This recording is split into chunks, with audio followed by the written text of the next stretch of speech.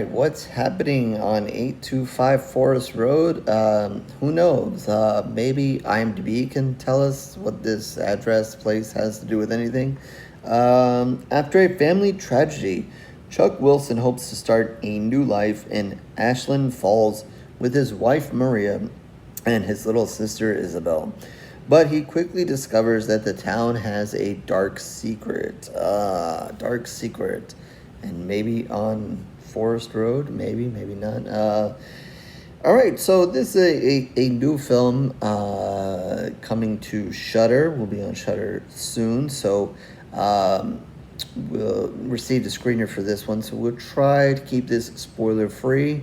Yeah, there are some, maybe little secrets here or there. So I will try to leave that for you guys to see and not give that away. Be honest, I didn't know too much about this film, as they kind of just sent me the screener for it. So I went into it pretty blind. And hopefully, I won't give away too much, and hopefully you guys will get to go into it kind of in the same way. Not because it's a huge amount of twists and turns, but, it's sometimes a little bit more fun like that. What to say? Yeah, we have, as the cast of characters that's kind of set up there. See early on them, kind of find this house, and you see him buy the house and them kind of move in. Not too overly done, not too much, going into it. They move in and so forth and kind of get settled. And, kind of one of the interesting things the film kind of does here is it kind of breaks things up with each of the three main characters there, and kind of goes through a sequence of events through their point of view, and then you get to see it through another point of view.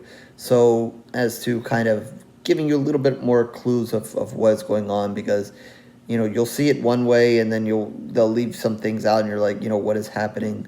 And then they'll go to another character, and then you go, oh, okay. Then they'll fill in a little bit of the gaps, and then they'll fill in a little bit of the gaps with another character before ultimately going in the direction that the film is going to go. So that is a little interesting technique in itself. I really wasn't sure, because sometimes the films they'll break up the film. They'll give like a title to a section, and sometimes I don't even remember as it goes on where what section is what, or what is happening, or why we're breaking it up in sections. It wasn't until first when they did it, I was like, okay, and then it wasn't until they kind of showed, I guess, the his wife's segment, that I was like, oh, okay, now I see why they're kind of showing us this. And kind of filling in some of the gaps. As they do each one of those kind of, segments, it does get a little creepier and weirder and so forth, as it should.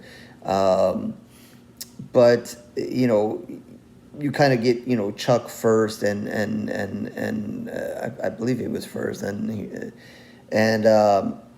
he's, dealing with the struggle of, like I said, the family tragedy, and kind of moving in there, dealing with his sister having to be there with his new wife there. And, they don't, I shouldn't say his new wife. I guess they've been together for a while, but I guess she didn't know that he had a sister until they kind of moved in all together. So that kind of made things a little bit awkward. And obviously, you don't have a great relationship to start between the sister and his wife. So he's kind of battling that as well, and battling the other things that are going on. But then obviously the main thing is that he kind of catches this vibe that there's something off with the house, and something weird that's happening, once they kind of get settled into it. And, he gets kind of drawn in through a neighbor to this group that kind of meets. And then in that, he finds out that there's a little bit more about not only the house, but about the town. And the town has a secret. Apparently, I don't give into too many details here, but let's just say there's a reason that people are maybe a little bit weird in town, a little bit awkward in town. And, he's going to kind of see some things, and the neighbor's going to kind of fill that into why. and that kind of is going to open the door. And then I think probably the sister takes the brunt of it. She's going to take the brunt of the scares and the creepiness here. Like I said, he's going to get a little, but she's going to seem to be the one that's really drawn into it. And and with the use of the wife, the wife's thing, and I'll talk about that here in a second. But obviously, there's something, I guess, in this town, the secret, that's causing, them to be haunted, I guess, and everybody to be haunted. And, the town really can't escape it, and so forth. So, obviously, since we're following this cast of characters here, they have to for some reason be the ones to try to figure out what is going on here, and try to be the ones to figure it out or get rid of it or so forth, and whatever, leading towards the end of the film. So I guess that's the easiest way to kind of go through it and not spoil anything. I think, the scares are decent. They're okay. Nothing over the top.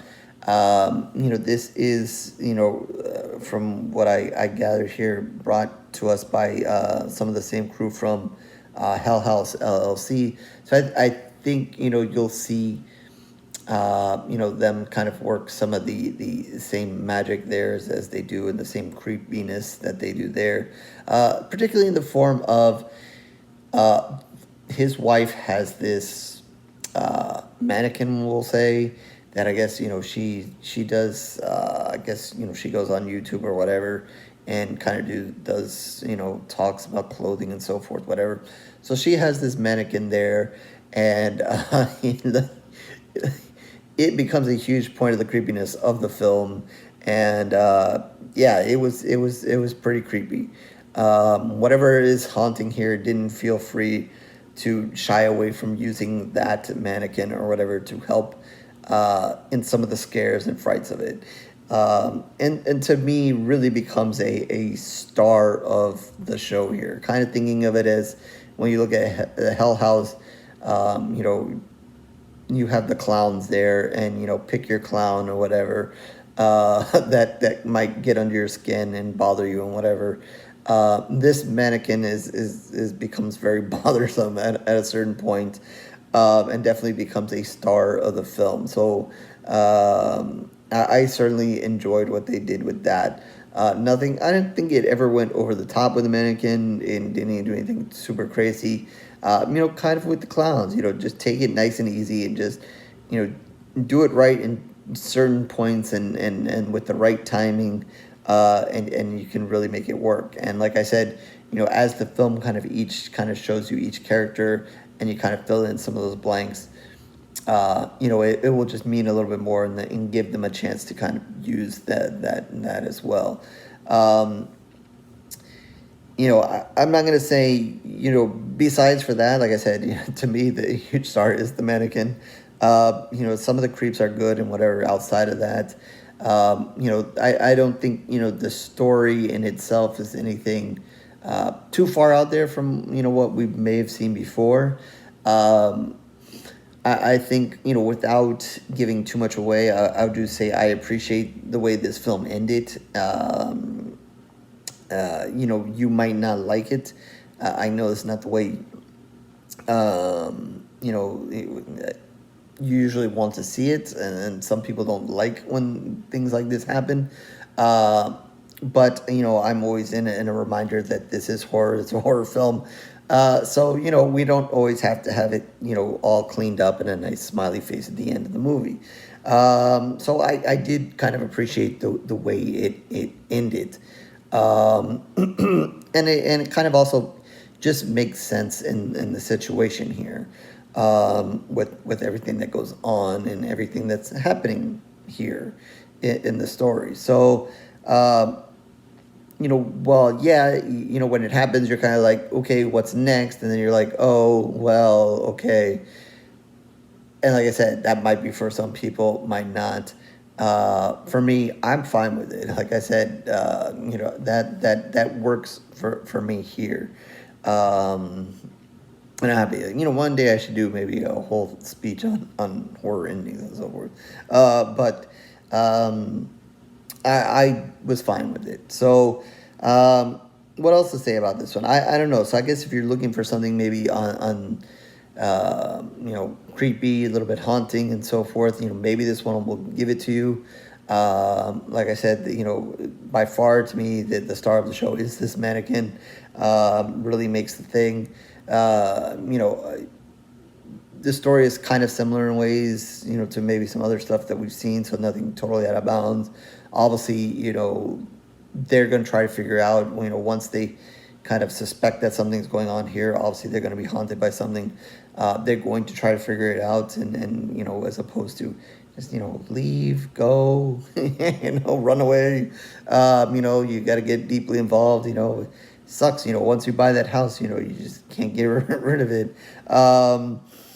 But we kind of go down that road. And in other words, again, if they just moved whatever, we'd have no movies. So there's no fun that way anyway.